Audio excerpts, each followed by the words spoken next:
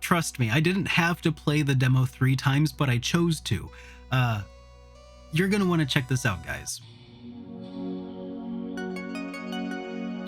Hey everybody, welcome back to Experience Points, a less formal, more laid-back sort of video series where I talk about games that I've played a bit of but have not yet finished. But today, I have finished the demo for Last Moon, which is a beautiful, hand-drawn action RPG, action adventure. It kind of blurs the line here in that distinction, I think.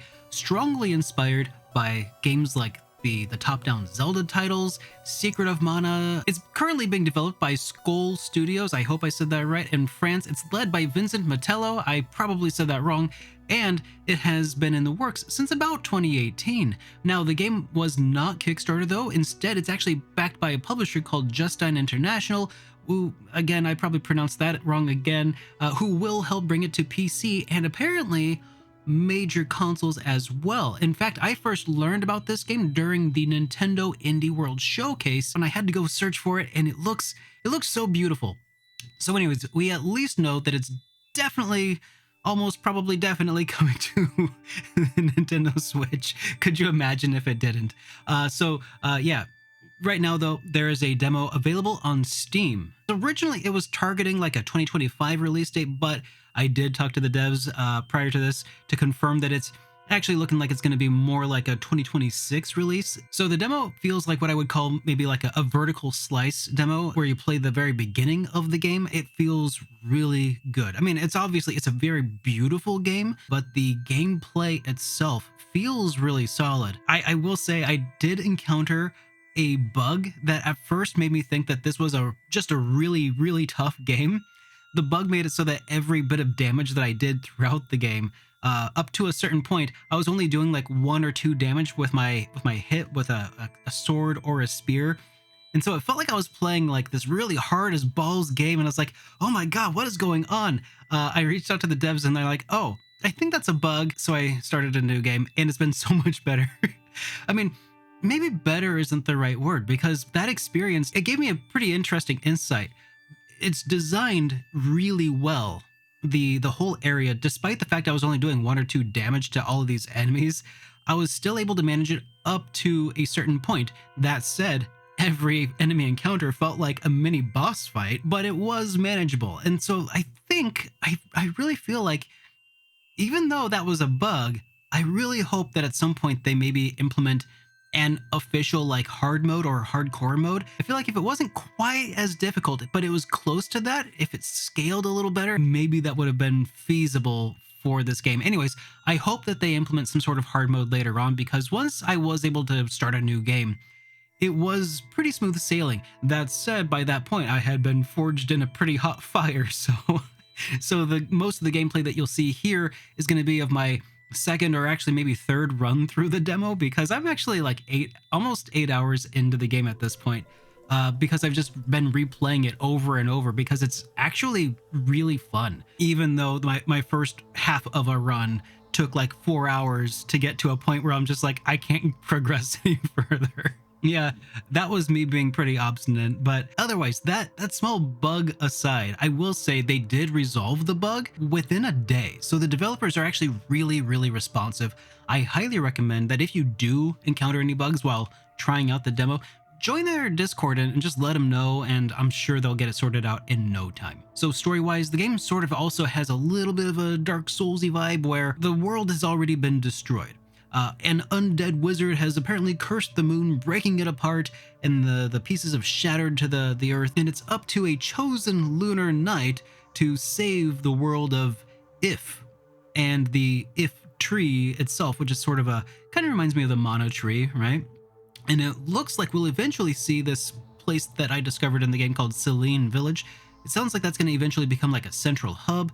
That part hasn't really been unlocked in the game by this point in the demo though, so I can't really speak to that, but it does sound like that's where you'll eventually like rescue corrupted villagers and rebuild the town as part of a quest or something, and that gives me some Soul Blazer vibes, and I love me some Soul Blazer. And honestly, that's not where the Soul Blazer similarities end, because it also reminds me a bit of Terranigma. I mean, maybe it's just the the spear that you get, and how if you do a combo with the spear, tap the button a few times, he'll do a little multi-stab attack. Feels like it was straight out of Terra Enigma, but I don't know that that was intentional or not, but it still seemed pretty dang cool to me. The game's also got this day and night cycle. I didn't get to experience too much of that though, because you're in the overworld at first, kind of in the tutorial area, you hit a boss fight, and then you're going to be underground for a while where you don't really see a lot of that day-night cycle, but apparently that's also going to probably tie into like tougher enemies and things. The dodges, by the way, feel really good,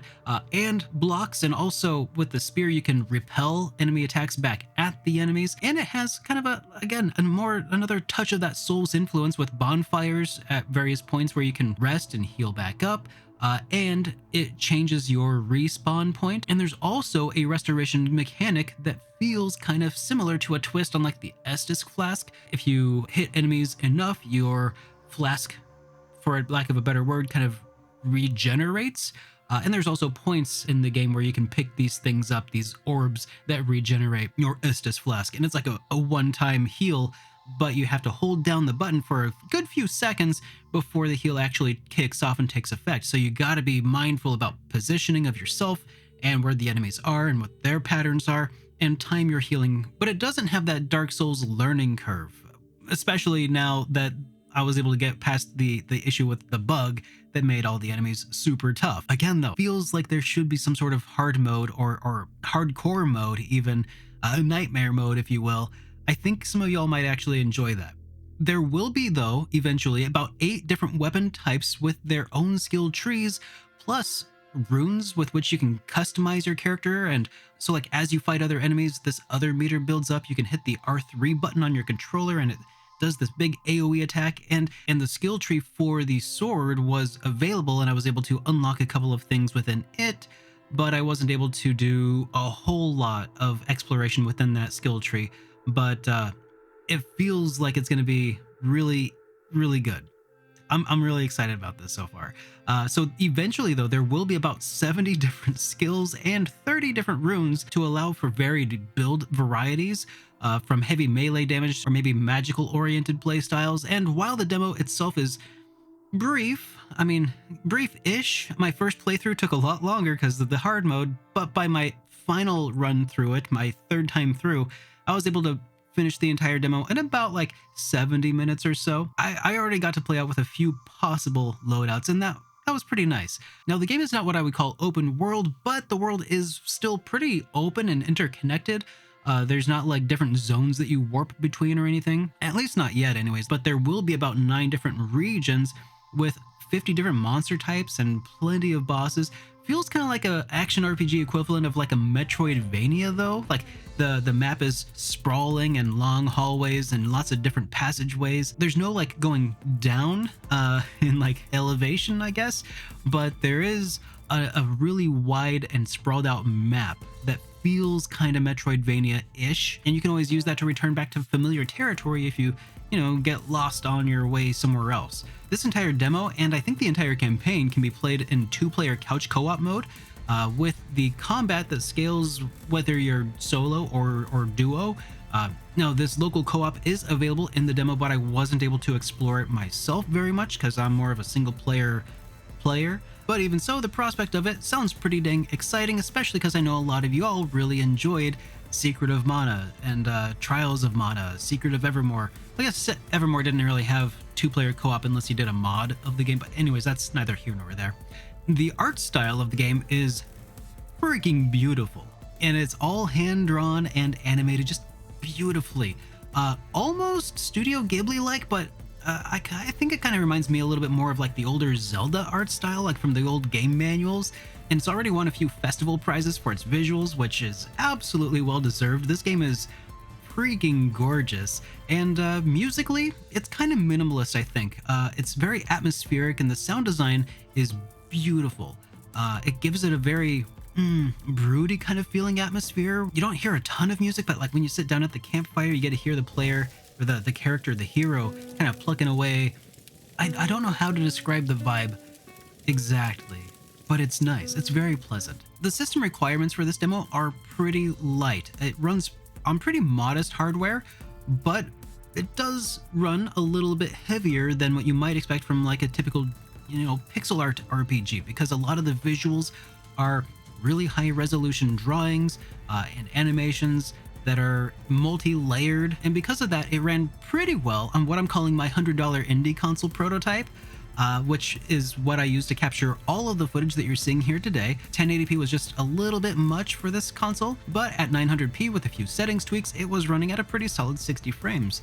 So if you're new here and you want to know what this $100 indie console is I'm talking about, well, get subscribed so you see that video when it comes out here pretty soon. Now, I think what really is going to set this game apart for a lot of you guys is the customizable Zelda-like exploration. Zelda-like, but it's still an action RPG because there is a leveling system for your various weapon skills that are apparently some sort of XP based, while other parts still feel kind of action adventure-ish. It's got modern RPG style progression and co-op, village rebuilding, so for people like me who just love that Soul Blazer kind of feel, that's got this going, and it's striking hand-drawn art.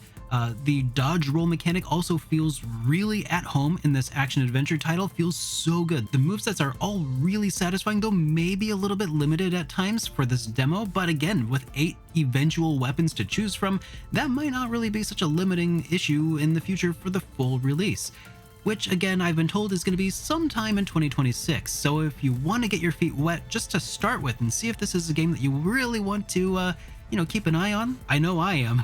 Trust me, I didn't have to play the demo 3 times, but I chose to. You're gonna want to check this out, guys. I got a good feeling about this. So I hope you enjoyed today's video, and I'll see you all in the next one. Have a great day, everyone.